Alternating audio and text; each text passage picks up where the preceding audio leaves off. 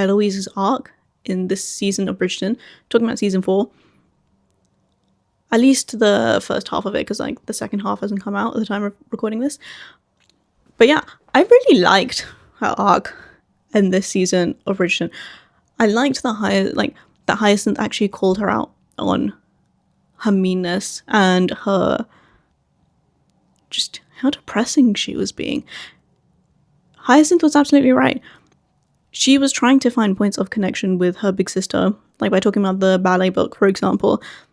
And what did Eloise do? She just like sighed and denigrated it and belittled Hyacinth.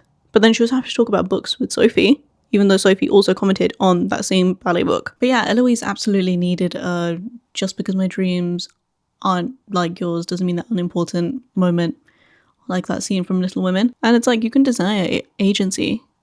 That doesn't mean you have to be a bitch about it and shit on everyone else. I also saw this really great TikTok, which I will again link in the show notes, where this creator was saying that Eloise says she wants to be a spinster, but actually she doesn't have the spinster mindset. She just doesn't want to be annoyed by people. And I was like, that is so true. True words have never been spoken. What a great way to put it. Eloise says she wants to be a spinster. I mean, this creator also went on to say, like, she doesn't have any skills. Right, because when Kate said she wanted to be a spinster in season 2, Kate was like, I'll become a governess. It's fine. I'll do something. And she had already proven her chops as a governess by how she had tutored Edwina to the point where she entered, the Ton, London society. In her first season, she was declared the diamond of the season because she just did everything absolutely perfectly. And she did everything so perfectly that became the hurdle she needed to overcome to not be perfect and be able to live her own life and stuff in her season. Kate did that. Kate raised that baby girl. And she did that. What has Eloise done? Eloise has the opportunity to do that with Hyacinth or like fucking anyone. But she doesn't do anything. Like, she just likes to complain. She just likes to be rich and complain. And we did also see this in season 2 in her interactions with Theo. Like, the class things did get in the way. And I don't even mean in how they stopped talking to each other, because that was also influenced by Penelope telling her to stop. But just in general in their interactions, like the class barriers got in the way because Eloise wasn't prepared to like overcome it.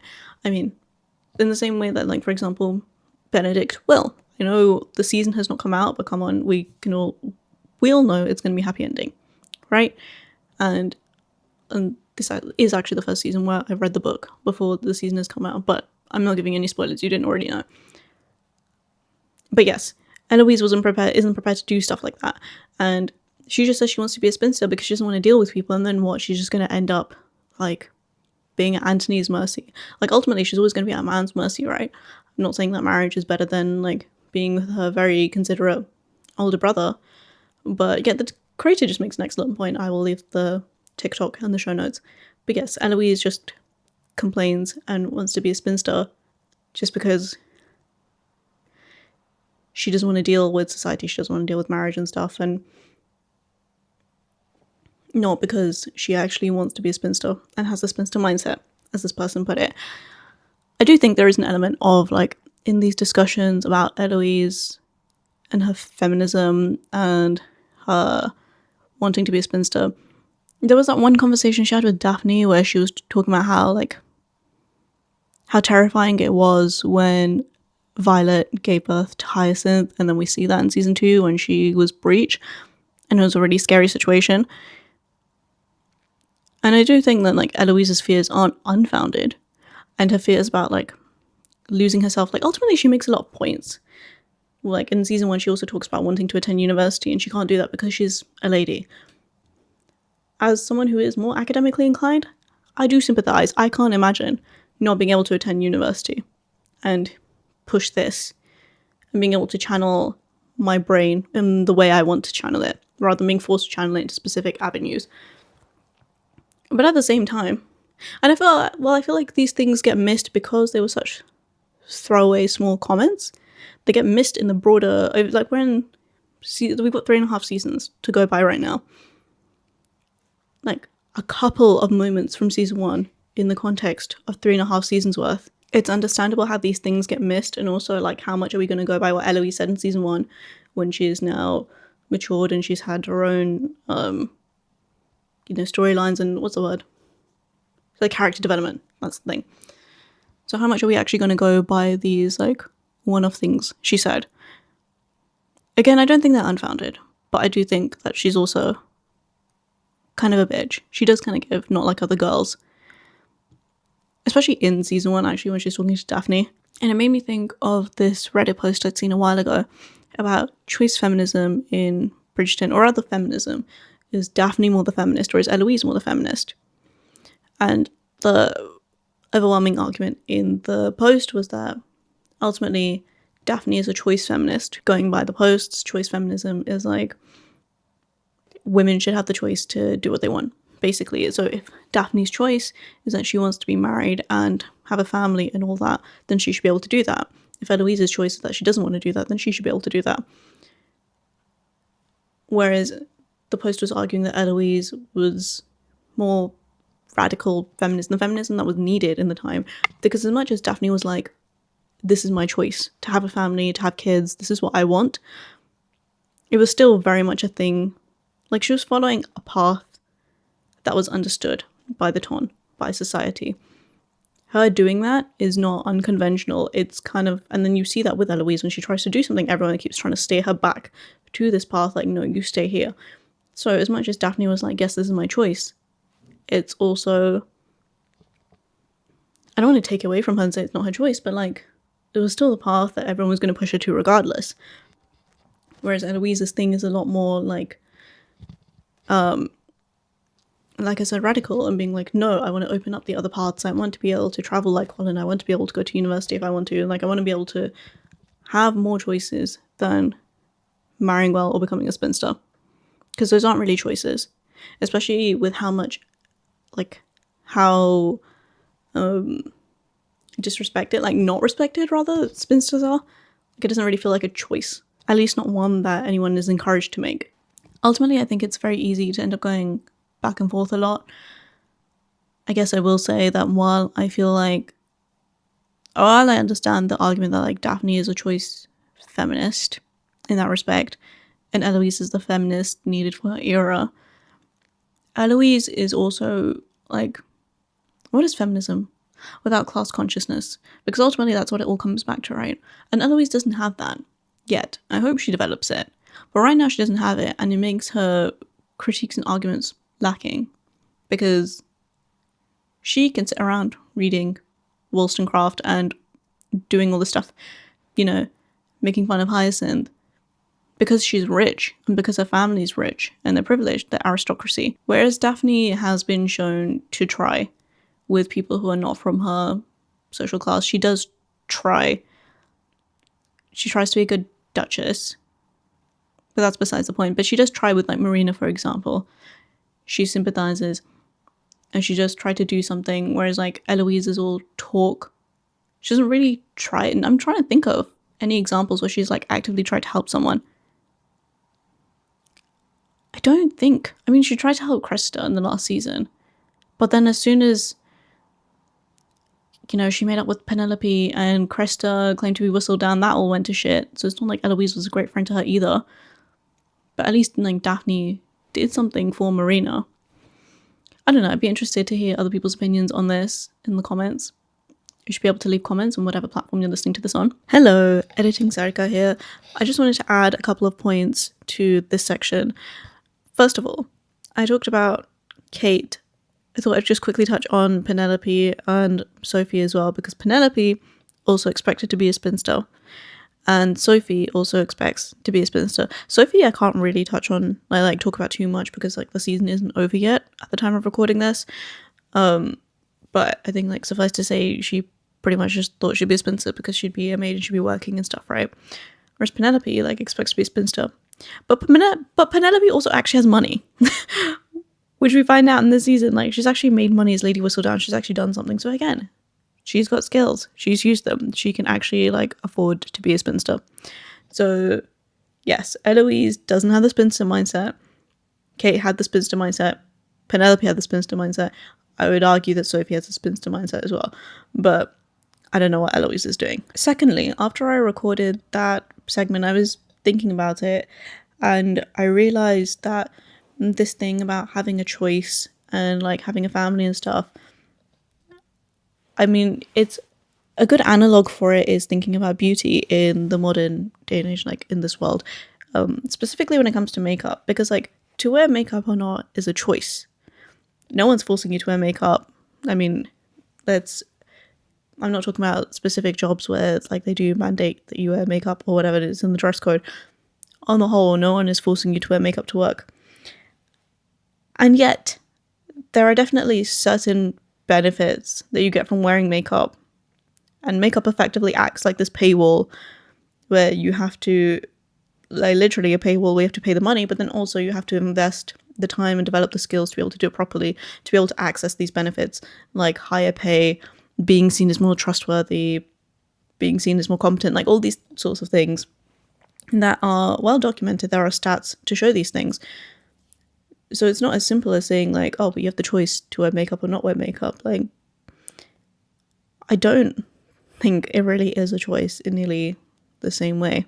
If you want these benefits that men don't need to wear makeup to access, like they roll out of bed, some of them barely brush their hair, and they get to do these things for free. And a lot of people like to use the argument that like makeup is artistic expression. How many of you are actually using makeup as artistic expression, especially in the kind of makeup that we're talking about for the workspace and to be able to access all these benefits and stuff? You're not doing anything for artistic expression then. And I think too many people also like fall back on this argument of artistic expression when, like, babe, we all know you're doing this to, like, you're doing beautifying makeup. That is effectively the style that you're doing. It's not an artistic creative style, it's a beautifying style. We all know why you're doing this. Yes, makeup can be a form of artistic expression, but is it being used like that at this moment in time? Not necessarily. Most of the time, no. So I'm not denying it, like the power it has as a form of artistry and stuff. I think it's incredible. Like, I love watching makeup tutorials. I got sucked into YouTube because I started watching makeup tutorials. I think the artistry involved in it is incredible. It can be incredible. And even the artistry involved in like doing a face to go to work. But like when you're doing that, you're not thinking about the artistry involved. You're just thinking about like, oh, I need to make sure that like John from accounting doesn't ask why I'm so tired, and then my manager doesn't hear about it and not put me forward for a promotion. I mean, hell, forget workplaces. I do it in these podcast episodes. In the main segment, I wear makeup, and I've made it kind of a rule for myself that if I come on camera for the main segments, I'm wearing makeup because I know the game. I was watching a video, I will see if I can track it down and leave it linked in the show notes. But someone was talking about science communicators, like female science communicators on YouTube. Out of like 150, I think it was. It was between like 100 and 200 science communicators on YouTube, I think. Maybe like 250 max, but you know, this number, only like 6 of them were women. And they all wore, I think it was Lab Muffin Beauty. I will leave it linked in the show notes regardless. She was talking about how there are only like 6 of them are women, and all the women wear makeup in their videos. The men just get to rock up. They just get to turn on the cameras and start recording. Maybe they've been bullied into using like moisturizer before they get on camera, but that's it.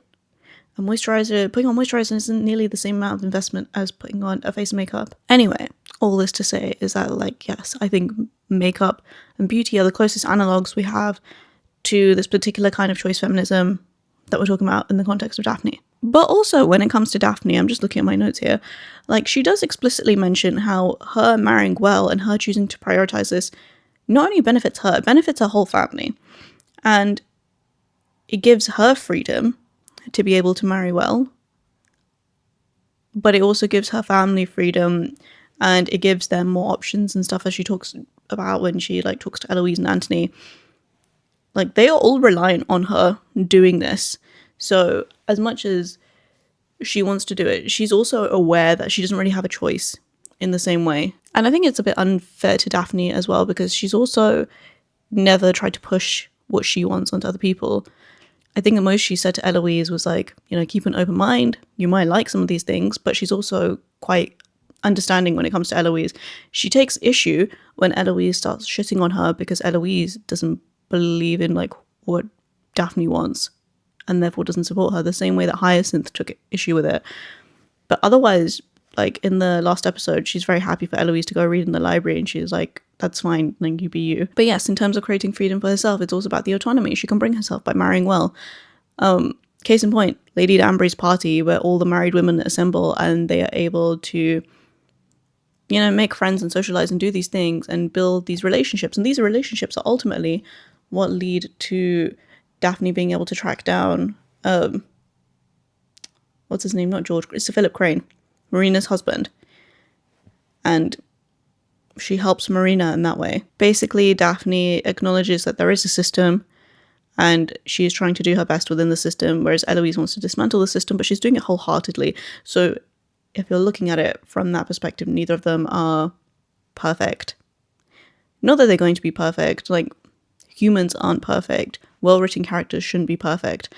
But that's why I think there is so much debate, because you can make the argument either way. There's like a push and pull. But yes, I think I'm done with this interlude, so back to the episode. But yes, I'm very much enjoying being in a Bridgerton era again. I love that there is a new season of the show out for us all to enjoy and have discourse about. I'm also trying to read the books. I am currently reading Romancing Mr. Bridgerton. So this is the Colin book. And this is actually like book 4. And Benedict's book is book 3. So yeah, it's a bit twisty. Okay, here's the thing. I don't know if I particularly enjoy the Bridgerton books, if I'm being perfectly honest. I'll read them, but they're not sucking me in the way I would want them to. I'm not absorbed. I think, The Viscount Who Loved Me on a beach holiday, and I read 150 pages on that holiday, and I was only gone for a long weekend. But then when I came back to London, crickets. I barely touched it. I think I touched it again on the next beach holiday I went on. So, like, I just don't think the writing is that great, to be perfectly honest. It's just not my cup of tea, even though I am someone who loves historical fiction, romance, and this should be up my street. I freaking love the TV show, but the books are just not. I can't get with them, but I am trying to also read my way through them. So there's that. But what I will say about the Colin book is that I'm enjoying it honestly more than I think I enjoyed season 3. I can see why book fans were so mad at the writers when it came to season 3, because Colin in their book, like, Colin is an actual yearner. There was not nearly enough Colin yearning in his season. There wasn't nearly enough, like, obviously you can't show their thoughts and stuff. Like, it becomes really difficult in, like, the Hunger Games, for example. It's written in first person. A lot of it relies on Katniss's internal dialogue. When you can't show that in, like, movies and TV shows, it's difficult, and you have to, like, figure out ways around that to be able to show that. They didn't show that nearly enough with Colin, because in Colin's perspective in the book, he is yearning. His yearning kind of, like, he actually has a productive conversation with Penelope about his travel writings and his journal, at which point he starts fancying her. There's a passage where he's supposed to be apologizing to her, and he doesn't get to apologize. He, like, tracks her down at a ball, and he was, like, supposed to apologize to her, and he doesn't get to apologize, so he's kind of miffed about that. But then he's like, I can't really be miffed because I got to hold her hand for 5 minutes. Like, that's so cute. How do you leave things like that out? And then, like, every time he gets mad at her about being Lady Whistledown, he can't stay mad at her for long because he just wants to hook up with her. And actually, the fact that they actually have that in-depth conversation about his travel writings and his journal, and she encourages him to publish his work, makes it more poignant later when he realizes that he's actually jealous of her success as Lady Whistledown, because it's what he wants. It actually means something. In the show, it doesn't mean anything because they've not had that kind of report about it. Yeah. I'm just enjoying comparing the book and the show. I might go back and reread book 3, and Benedict's book, before the second half of the season comes out in February, but we'll see. Wait, it is February. Okay. Later this month, but we'll see. But yeah, I am enjoying Romancing Mr. Bridgerton from that perspective.